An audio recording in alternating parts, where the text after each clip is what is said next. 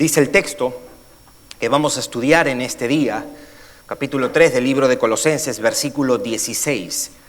La palabra de Cristo more en abundancia en vosotros, enseñándoos y exhortándoos unos a otros en toda sabiduría,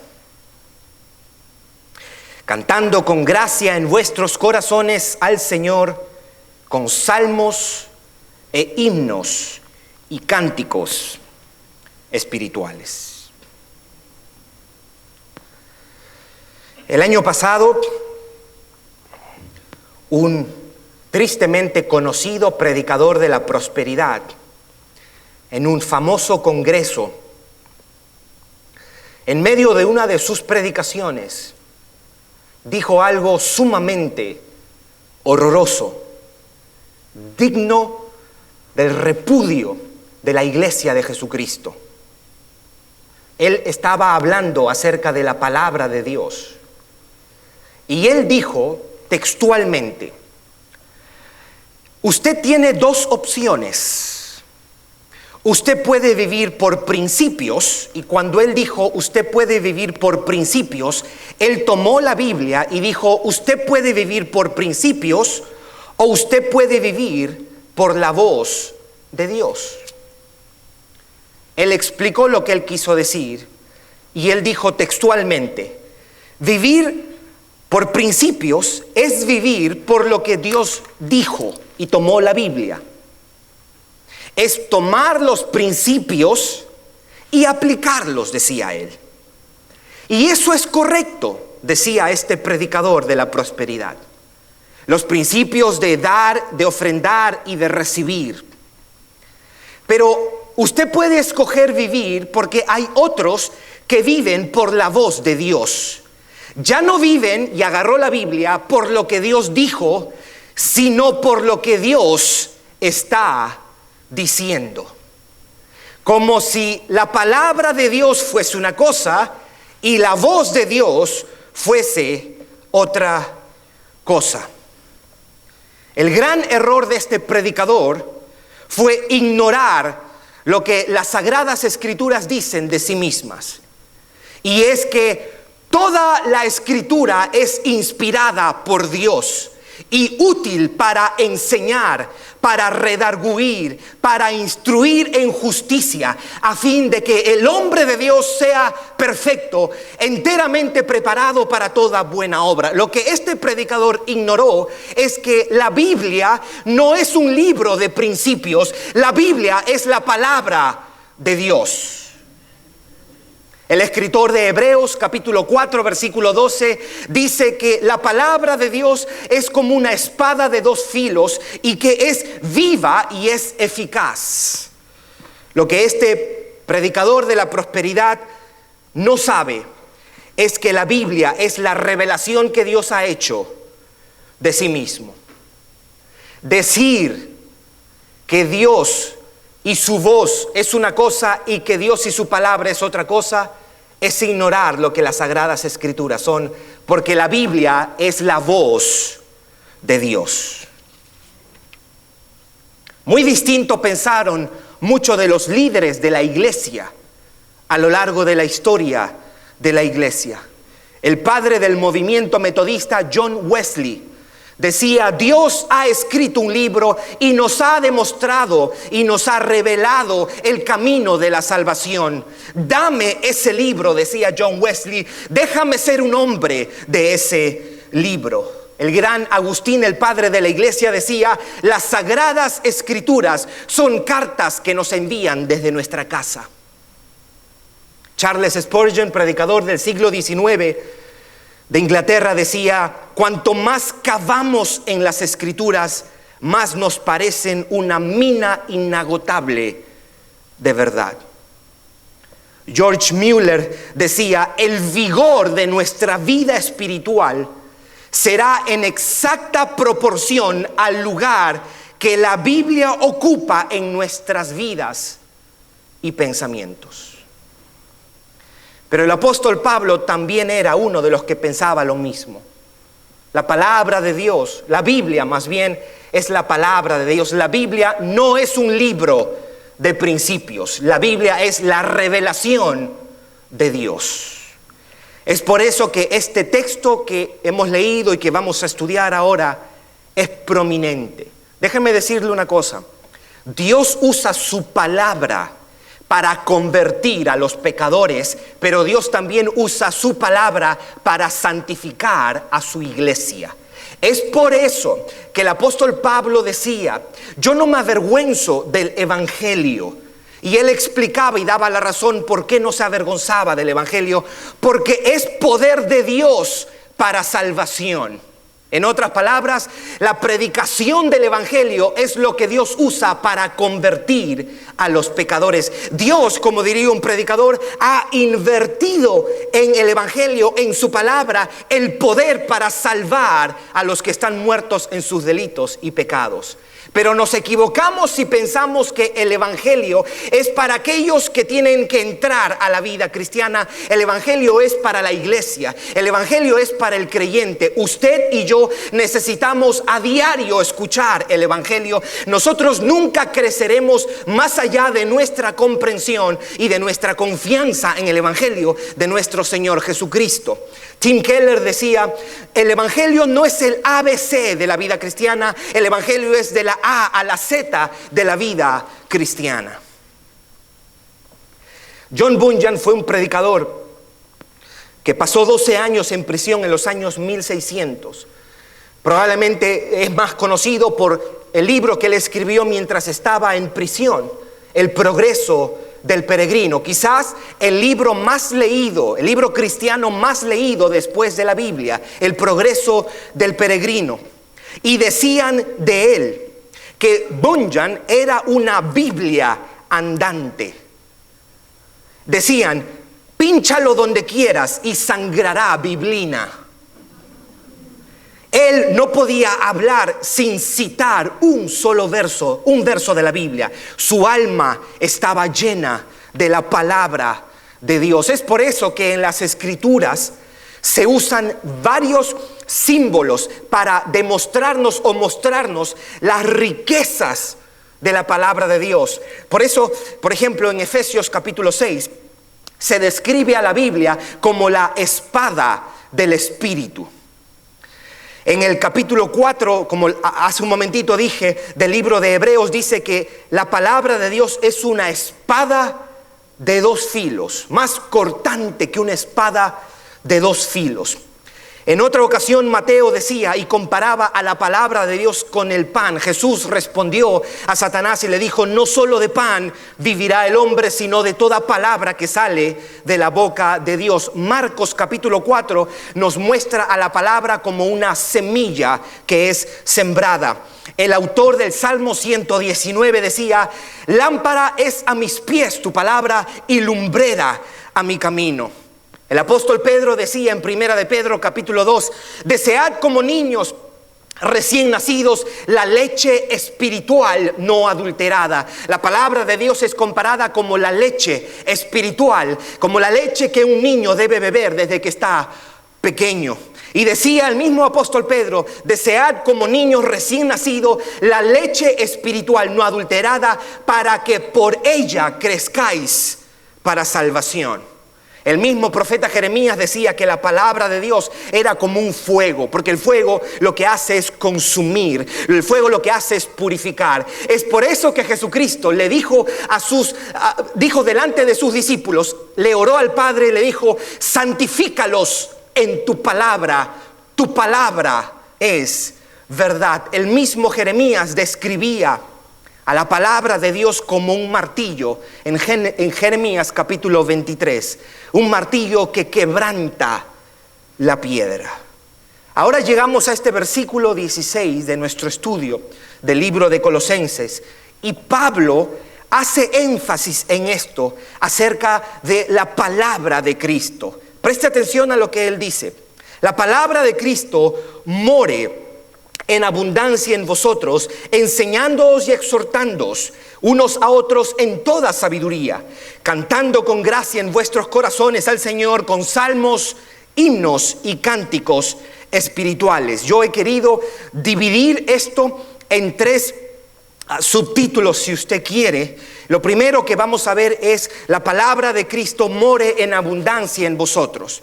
Lo segundo que vamos a ver es cómo esa palabra de Cristo mora en abundancia en nosotros. Y vamos a dar dos aspectos que Pablo describe en este versículo para que la palabra de Cristo more en abundancia en nosotros. El texto empieza diciendo la palabra de Cristo.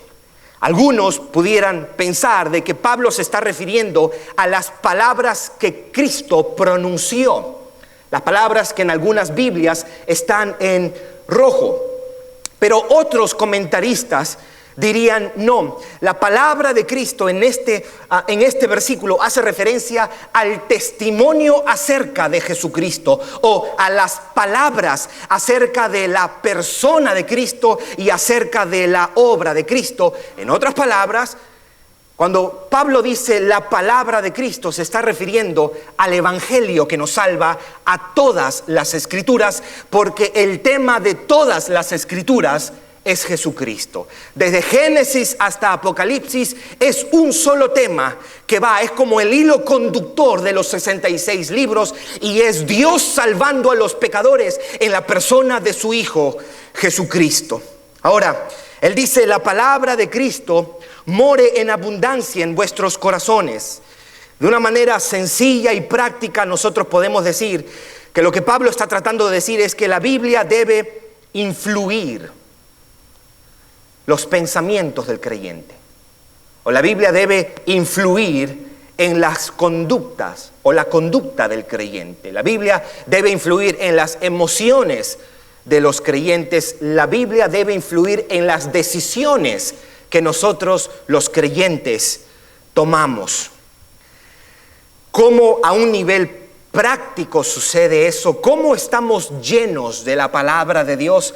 A un nivel práctico deberíamos decir que eso sucede en el contexto de congregarse para escuchar la palabra, en el contexto de leer las Escrituras, en el contexto de meditar en las Escrituras y en el contexto de obedecer las Escrituras.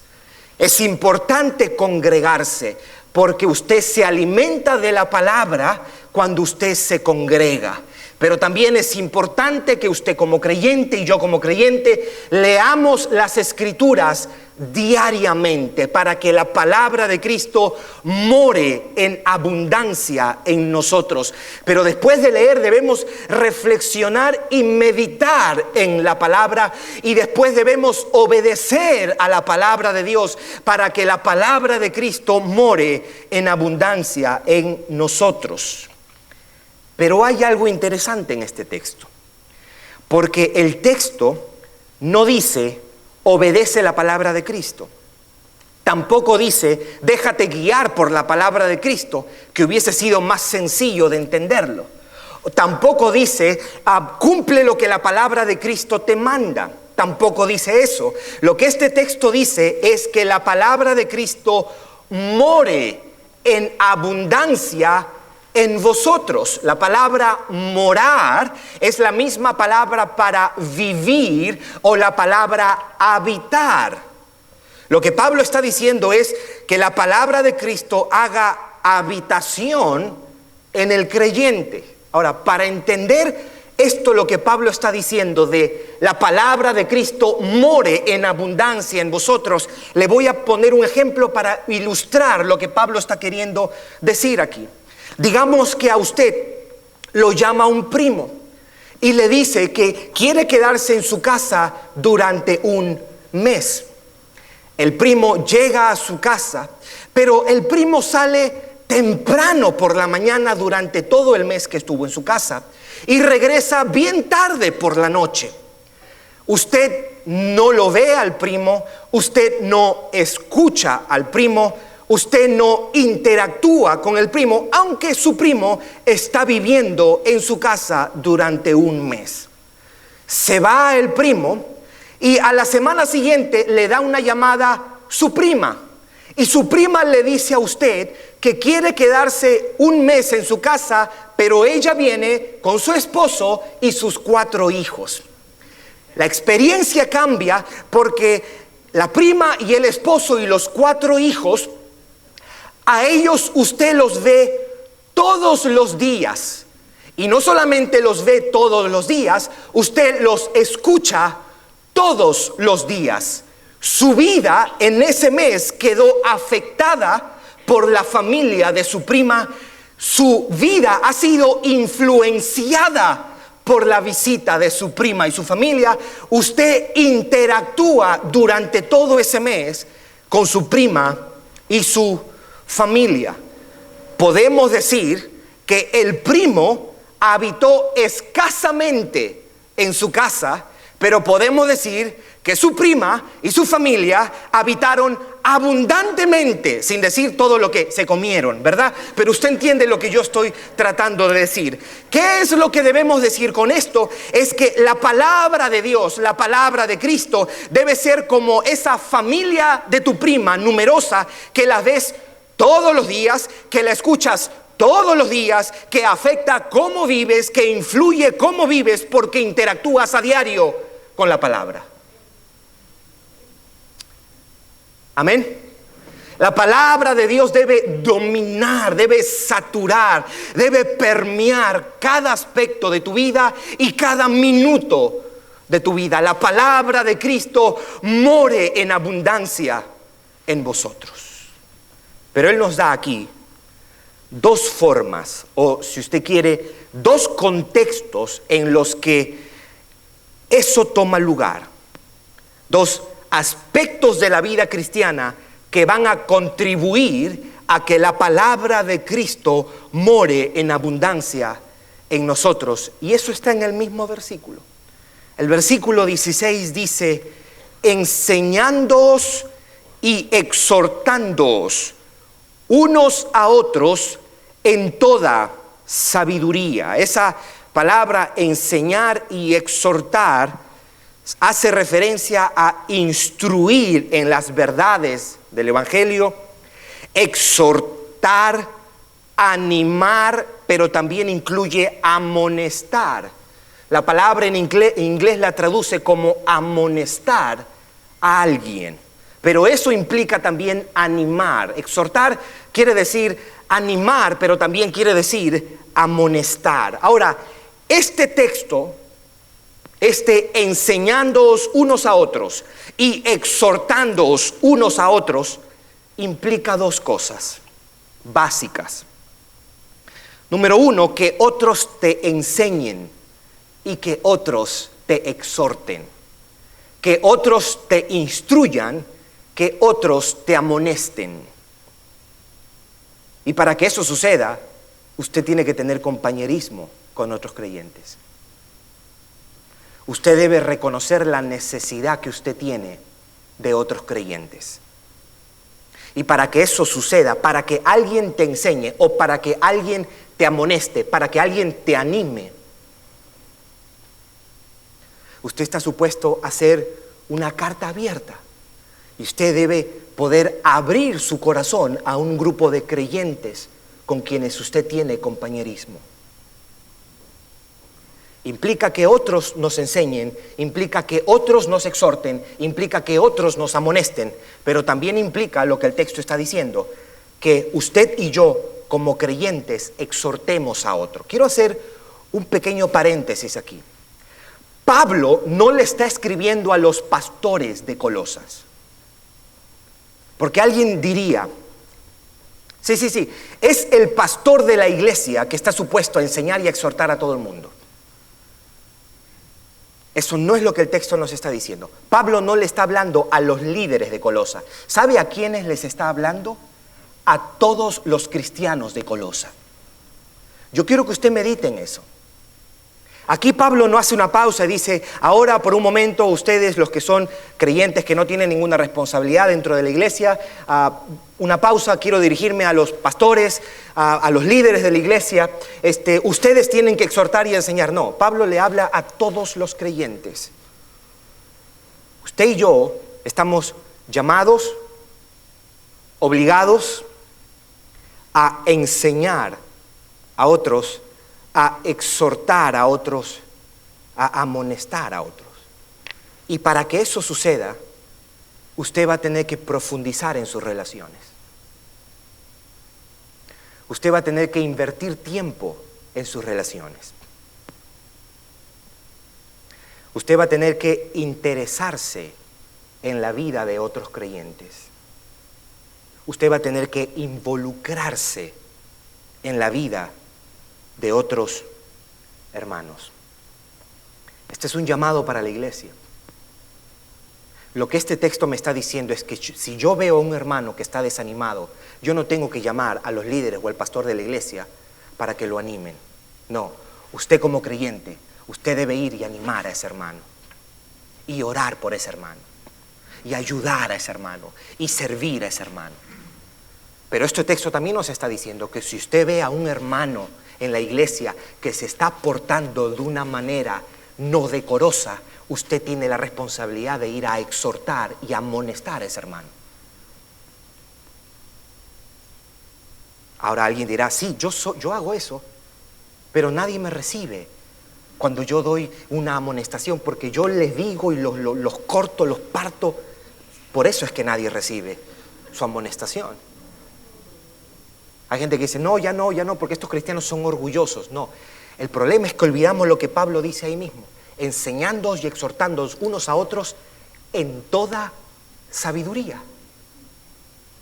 En otras palabras, cuando yo tenga que enseñar y amonestar a otros, yo tengo que hacerlo con gracia. Yo tengo que hacerlo con sensibilidad. Yo tengo que hacerlo con tacto. Una vez yo estaba en un hotel, en el lobby del hotel, y estaba con unos amigos. Estábamos sentados y estábamos tan cansados que pusimos los pies encima de los muebles, descansando. De pronto llega el mesero con 2 vasos de agua. Y él nos da los vasos de agua y nos dice, perdónenme, y muy serio él, perdónenme por yo no haberles dicho que los pies no se pueden poner ahí.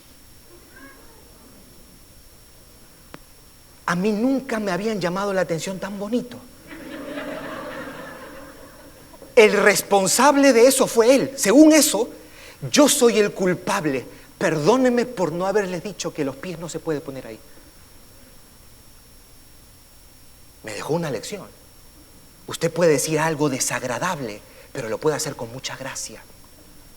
Cuando usted vaya a cumplir su deber cristiano de animar y de amonestar a otros creyentes, hágalo con gracia, como Cristo lo ha hecho con usted. Hágalo con sensibilidad, pero es una responsabilidad de usted. Usted como creyente está llamado a enseñar a otros y que otros le enseñen a usted. Usted está llamado a exhortar y animar a otros, así como otros lo van a animar a usted y amonestar cuando sea necesario. Amén. La vida cristiana no se limita a lo que sucede en una reunión semanal en un edificio. La vida cristiana es mucho más que eso. Usted no va a una iglesia, el otro día en el estudio yo lo decía, para escuchar palabras solamente. Usted se une al compañerismo de esa iglesia.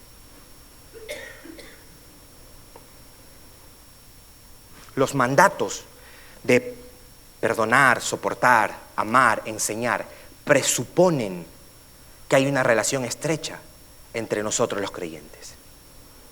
Este mandato solamente se puede cumplir si hay cercanía con los demás creyentes.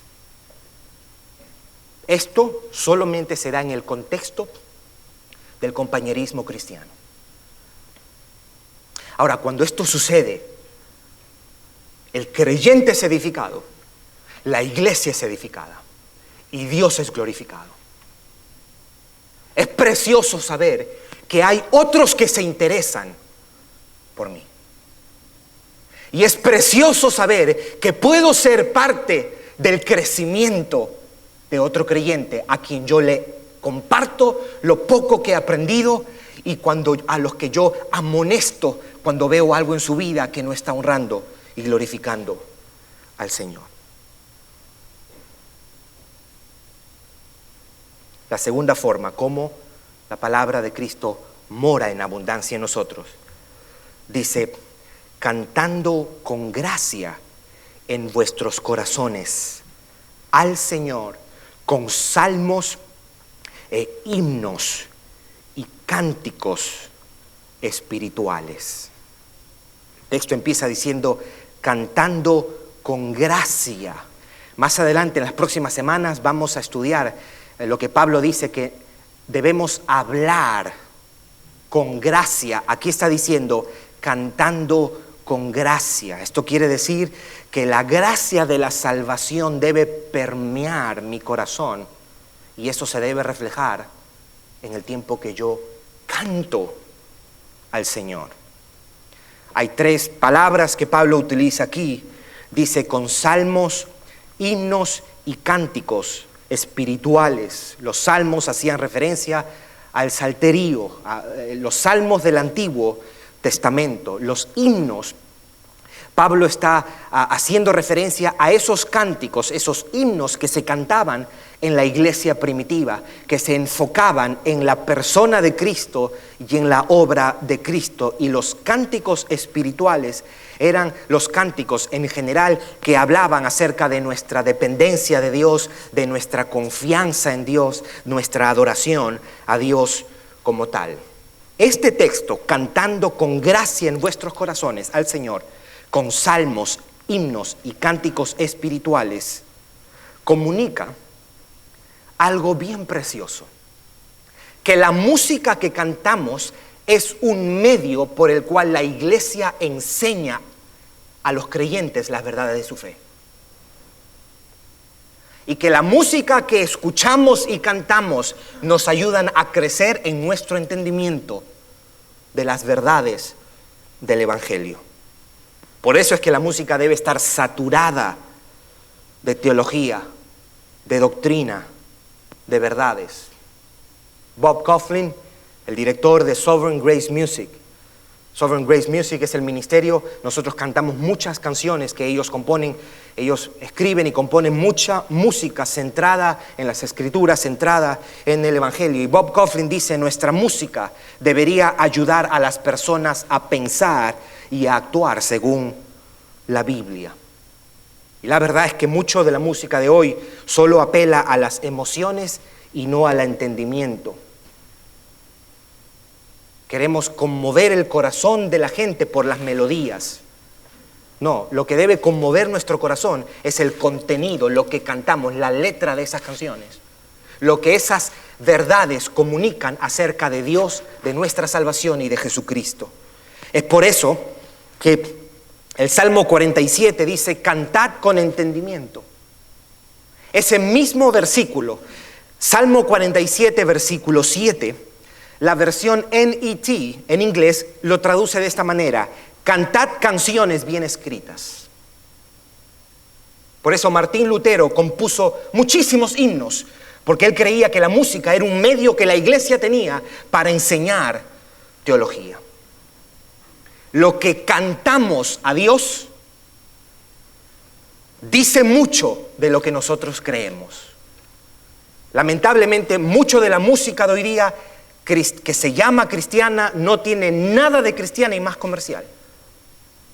Es por eso que solo en un tiempo como este se pueden vender discos cristianos que no mencionan la palabra Cristo, y si la mencionan es ahí de pasadita nomás. ¿Por qué? Porque queremos que sea apetecible para el mundo. Esa es mucha de la música que se canta hoy día. Y los criterios que tenemos para escoger la música es si suena bonito. No importa la letra, pero si suena bonito vamos a cantarla.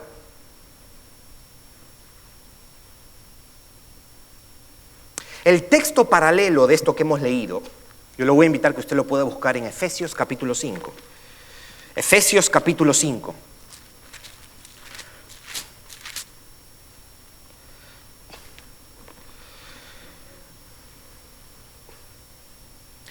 versículo 18 y versículo 19. Nosotros, en la medida que hemos venido estudiando este libro, hemos encontrado que Pablo dice las mismas cosas, palabras más, palabras menos, cuando él escribe a la iglesia de los Efesios, a la iglesia que está en Éfeso.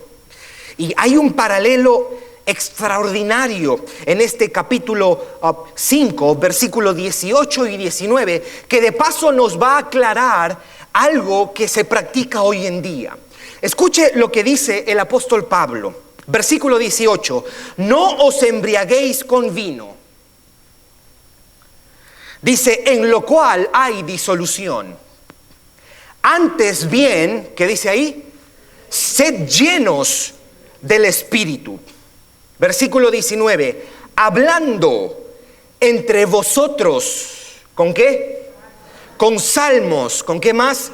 Con himnos, ¿con qué más? Y cánticos espirituales, y dice, cantando y alabando al Señor en vuestros corazones.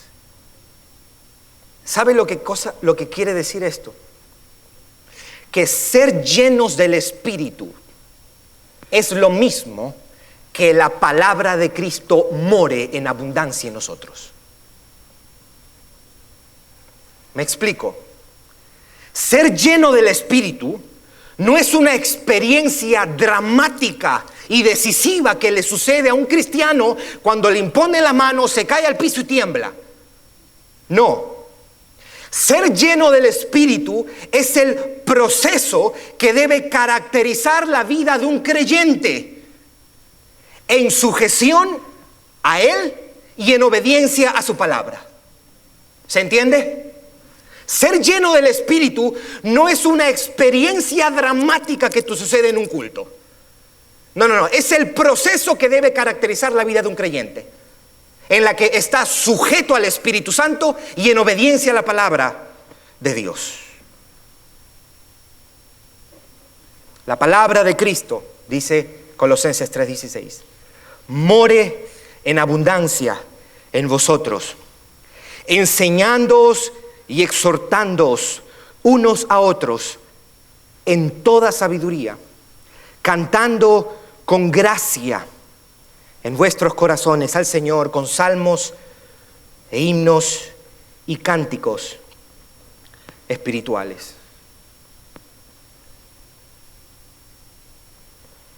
¿Cómo encaja esto con el contexto de lo que hemos venido estudiando? Bueno, lo primero que debemos decir, que el compañerismo cristiano es un mandato bíblico, no es una opción. Son imperativos, no son sugerencias, son órdenes que se nos dan. Pero también esto lo que nos está diciendo es que el compañerismo cristiano tiene sus beneficios. Yo creceré en sujeción a las Escrituras, en obediencia a las Escrituras y en conformidad a las Escrituras por mi comunión los unos con los otros. Y es cierto, una de las cosas que atenta contra la comunión entre creyentes y el compañerismo cristiano, lo primero es nuestro corazón pecaminoso. El orgullo, el egoísmo, estar tan centrados en nosotros mismos, no hay tiempo para los demás. Somos demasiado insensibles con lo que otros están pasando. Quizás también otro factor sea que usted haya tenido una mala experiencia. Que quizás usted quiso y usted tuvo comunión con unos hermanos y por la imprudencia de alguien, usted quedó afectado, afectada y usted se ha decepcionado, pero ni siquiera eso es una excusa. Aquí no dice enseñándoos unos a otros y exhortándoos unos a otros, a menos que usted haya tenido una mala experiencia en otra iglesia o en otro lugar. Eso no es lo que dice la Biblia. La Biblia no va a cambiar. La Biblia no va a cambiar. Pero yo creo que una de las mayores razones por la falta de compromiso en la comunión y el compañerismo cristiano es un desconocimiento de lo que la Biblia enseña al respecto. Usted y yo nunca creceremos espiritualmente sin comunión con los demás creyentes. No hay tal cosa, mis hermanos. No hay tal cosa. El día que usted fue salvo, dice el libro de Primera de Corintios, capítulo 12, versículo 13, que el Señor lo ha bautizado con un mismo espíritu en un solo cuerpo, queriendo decir que el día que usted fue salvado, usted fue incorporado al cuerpo de Cristo. Usted fue salvado para la iglesia. Y usted depende de la iglesia como la iglesia depende de usted, porque usted es un miembro dentro del cuerpo de Cristo.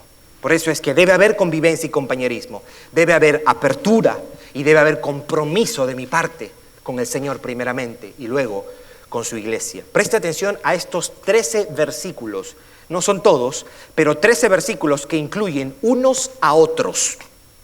Jesús le dijo a sus discípulos en Juan 13, 24, que os améis unos a otros. El apóstol Juan en su primera carta, primera de Juan 4:7, amémonos unos a otros. El apóstol Pablo en primera de Tesalonicenses capítulo 4 versículo 18, por tanto alentaos los unos a los otros. Aquí está diciendo alentaos los unos a los otros. Yo para alentar a alguien tengo que saber dónde hay la necesidad para alentar a algún hermano que necesita de mi aliento. Primera de Tesalonicenses capítulo 5 versículo 11, animaos unos a otros. Primera de Tesalonicenses capítulo 5 versículo 11, edificaos unos a otros. Pablo le dijo a los Romanos capítulo 12 versículo 5, amaos los unos a los otros. Pablo le dijo a los Gálatas capítulo 6 versículo 2, sobrellevad los unos las cargas de los otros. Pablo le dijo a los Colosenses capítulo 3 versículo 13, lo que hemos estudiado,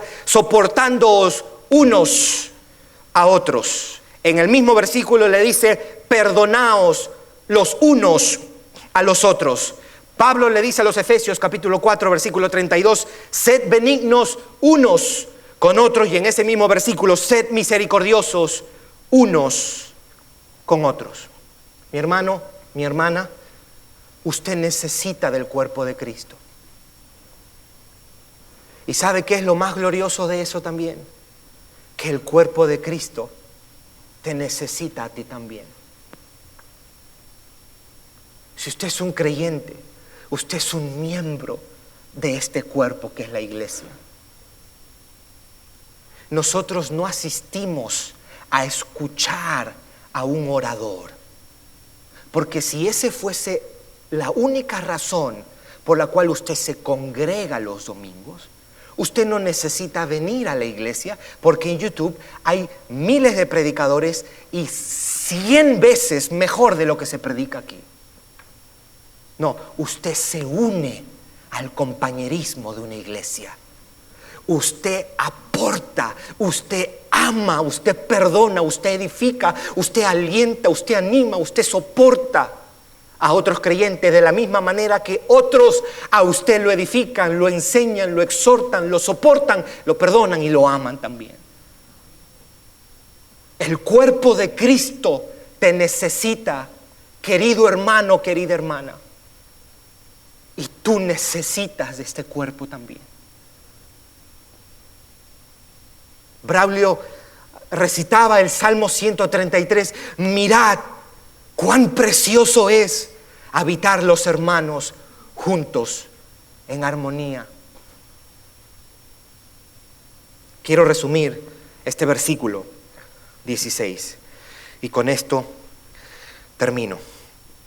En un sentido, para encontrarle una síntesis a esto lo que hemos venido estudiando, es que Pablo manda que la palabra de Cristo haga su morada en nosotros, o que la palabra de Dios habite ricamente en nosotros por medio de la edificación mutua, por medio de la enseñanza mutua, por medio de la exhortación unos a otros y por medio de la amonestación entre creyentes. La música que cantamos es otro de los instrumentos por medio del cual esa palabra habita en nosotros. Por eso la música debe estar cargada de contenido teológico para que nos lleve a pensar, a reflexionar en las verdades de la fe cristiana y sobre todo en la obra y la persona de nuestro Salvador, Jesucristo. Le pido al Señor que Él haga viva esta palabra en nuestros corazones, a cada uno de nosotros. Nosotros fuimos salvados para pertenecer a la iglesia. Y no quiero ser insensible en el sentido de que hay ciertas personas que esto le puede ser un desafío, tener comunión con otros. Y entiendo que para algunos decir, wow, pero usted me está diciendo que tengo que tener apertura con otros, eso no implica que usted le tenga que estar contando toda su vida a toda la iglesia y ponerlo en una lista de los anuncios. Pero sí estamos hablando que debemos invertir y profundizar en nuestras relaciones para que haya ese contexto en el cual yo pueda, sin ningún temor a ser reprochado, hablar de mis desafíos, para que ese hermano o esa hermana que me escucha pueda orar por mí, pueda acompañarme, pueda animarme y saber que no estamos solos. Amén. Vamos a orar.